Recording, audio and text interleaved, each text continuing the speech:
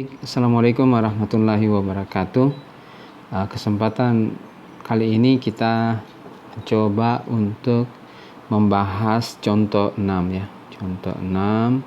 Di contoh 6 ini menyinggung mengenai bagaimana menunjukkan ruang vektor dari fungsi yang bernilai real.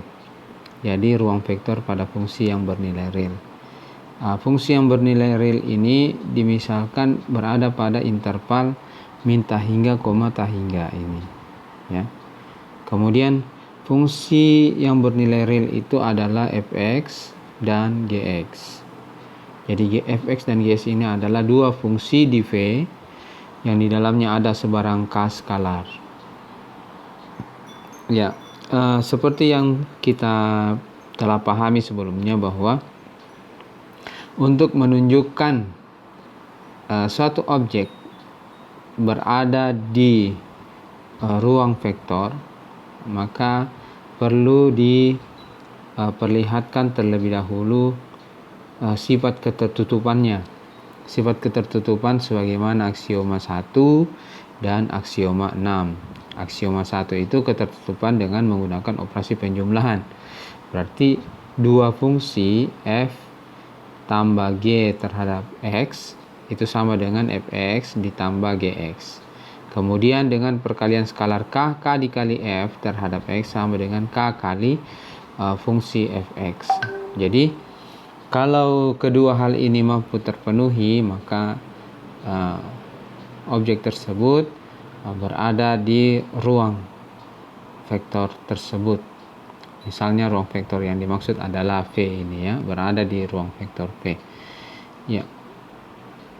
Nah, itu yang menjadi penekanan sebagaimana juga yang dijelaskan di bagian ini ya. Di bagian ini intinya bahwa aksioma ketertutupan ini menjadi syarat untuk memastikan bahwa fungsi tersebut berada di ruang vektor. Lalu kemudian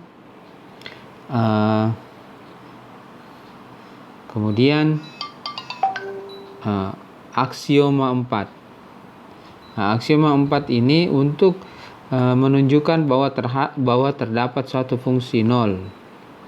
Fungsi 0 di interval min ta hingga koma ta hingga.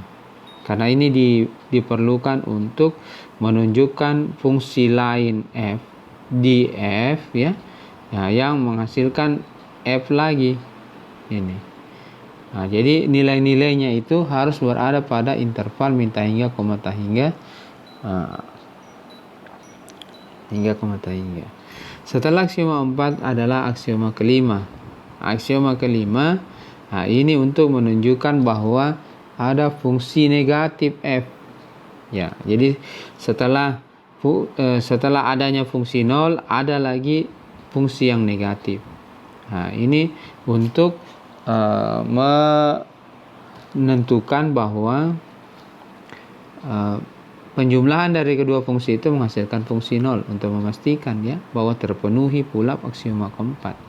Maka setelah aksioma keempat maka ada aksioma kelima. Ya, ini untuk dipastikan di dalam membangun ruang vektor dengan fungsi-fungsi yang bernilai real. Setelah 4 aksioma 1 dan 6, kemudian 4 dan 5, selanjutnya adalah aksioma 2, 3, 7, 8, 9, 10. 2, 3, 7, 8, 9, 10. Nah, ini yang nanti kalian lanjutkan untuk menunjukkan bahwa fungsi-fungsi yang bernilai real itu dapat membentuk ruang vektor. Ya, demikian penjelasan untuk contoh 6. Silakan dilanjutkan sebagai latihan. Terima kasih.